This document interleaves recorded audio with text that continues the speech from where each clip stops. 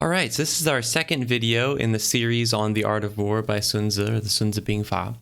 So I quickly wanted to just go over what we already covered in the previous video before moving on to the second line. So first off, we have the title being Sun Tzu Bing Fa. We've already covered that, right? So that's the warfare art of warfare by Sun Tzu, right? So it started off with that common structure that we'll see a lot in early texts. Sun Tzu yue, so this is Sun Tzu said. What did he say? Well, he had a topic followed by a comment, right? His topic was warfare, and that was followed by 4 distinct comments about that topic, which were combined into one big A equals B structure, or the A comma B, which I have listed right here, right? So the first was that it was a great affair of the state. The second was that it is the place of life and death. The third, that it was the way of having and not having, or saving and losing. And the fourth being that it could not be examined, meaning that it must be examined, right?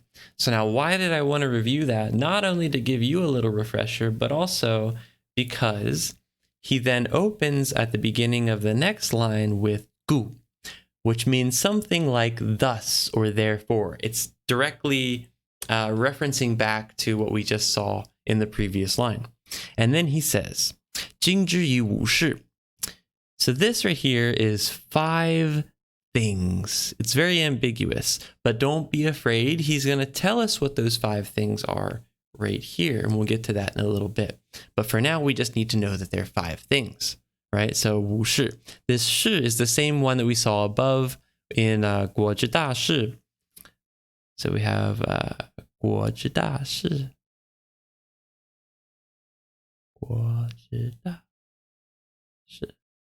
So this 事 we translated as like affair, because it was like the great affair of the state. This one, I think it's more appropriate to say something like thing. It's just an abstract thing, right?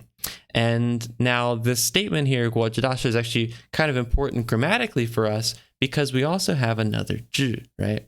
So this 之 here was connecting, if you remember, 国to 大事. So it was taking this adjective state and attaching it to this noun phrase 大事. So it ended up becoming, instead of just an affair, it first became a great affair, and then it became a great affair of what? Of the state. Now this other form of 之, which let me put a 之 here, call this 1, and we'll call this 2. The second usage of it is as a placeholder. So I'm going to write that here, placeholder. Okay, so what does that mean? That means that this 之 here is actually going to be taking the place of a noun that the author assumes you already know. It's used often as like a shorthand, so he doesn't have to write out the whole term, because it could be a term or maybe even a whole phrase. He's assuming that you already know and that you're going to be able to guess what he means, right? So this is actually a noun, and it probably means being the topic of his previous statement, right? And so this jing here, normally it's this jing is actually a noun, but in this case it's in the place where you'd expect a verb. Okay, that's something that you're going to have to become familiar with just as we work through the text. You'll kind of get a feel for it. But in this case, so he's saying, 经之, what is this jing? It's the same jing as the 5 classics, Wu Jing. It's the same jing as like the weaving of threads inside of a cloth. But in this case, it's meaning something like principle, because he's coming up with 5 principles for warfare. That's basically what he's saying here. So he's saying principle warfare, using or in 5 things. So this E is our second grammatical point, and it means something like in, or use, or using. And we'll see it used in a lot of different ways as we progress through the text. But in this case, it's something like in or with, right? So he's basically saying here, therefore, we're going to principle warfare using 5 things, okay? Now he's going to have a very similar phrase here where we have another verb, we have that placeholder 之, we have that same exact E, and then we have a new noun. So this noun is something like plan or scheme. It's the plans that you make when you're going into warfare. And this one over here is something like judge or compare. I'll say judge here for now. So he's saying judge it with same exact grammatical structures we just saw. Judge it with your plan, or judge it in your plan. What is this new it? Well, it could be being, it could be being like warfare, or it could be the 5 principles that we just talked about, right? But in reality, they're basically the same thing. Warfare and the five aspects or the 5 things are just 2 different ways of talking about the same thing. One is the big category of warfare, and the other is divided up into 5 different separate categories. So I tend to read this as judge the 5 things in your plans, meaning use those 5 things in the formulation of your plans. At least that's how I read it. You could read it in a different way, and that's one of the big things about classical Chinese is that you really have to be active in your interpretations, and you need to kind of be creative as you read, because you might actually find things that you normally wouldn't think about if you weren't really trying to interpret, if you're just reading it for its face value. So it could mean warfare, or it could mean 5 things. I'm going to take it as 5 things just for the sake of moving on. But so then he goes on, and we have another grammatical point here. This grammatical point is are. It is a coordinator. That means if you have something that looks like A, R, B, that is basically either A and B, or A and then B. And there's a lot of other ways to interpret R, but the basic ones are just these, like you're just connecting 2 different things. Now, for the sake of this specific sentence, the basic meaning is just A and then. So we have the making the 5 principles, then we're using them in our plans, we're judging them in our plans, and then we are what? We are searching. This is something like to search.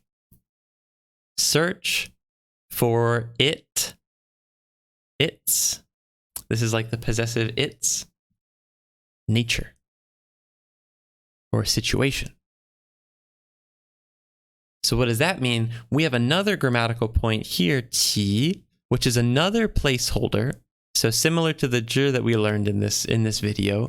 So this one, we can kind of think of it as like x, zhi, where x is a noun. So I can also put like noun, zhi. So we have to guess what this is actually being. Is it going to be bing zhi, or is it going to be 五事指? Is it going to be of the warfare or of the 5 things? Remember, I basically take those as roughly equivalent statements, one being the larger category and one being the one that's broken up into 5. But in this case, I'm saying that it's probably going to be something like search for the nature of those 5 things, right? So in your plans, you're going to need to take into consideration the current situation of each one of those different aspects of warfare that he's going to be talking about. At least that's how I read it. So that's what he's saying here. He's saying, come up with the five different things for warfare, to the principles of warfare, and then use those, judge them in your plans, and search for their nature. Search for the nature of the current situation of warfare in those 5 aspects, right? So then he goes on to tell you what those 5 aspects are for him.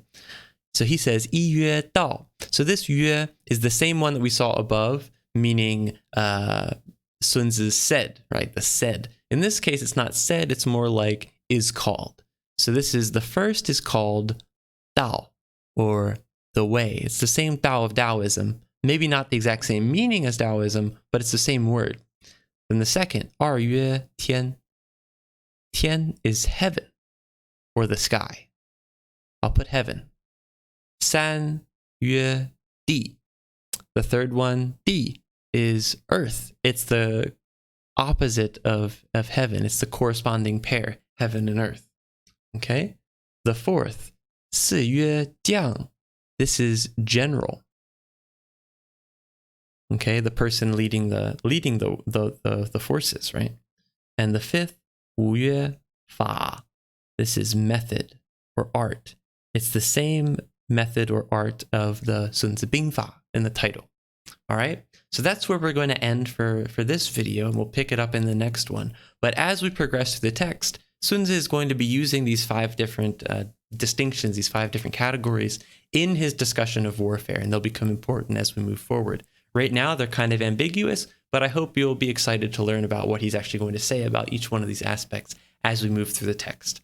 So until next time, thanks for watching, and I hope you enjoyed this. Goodbye.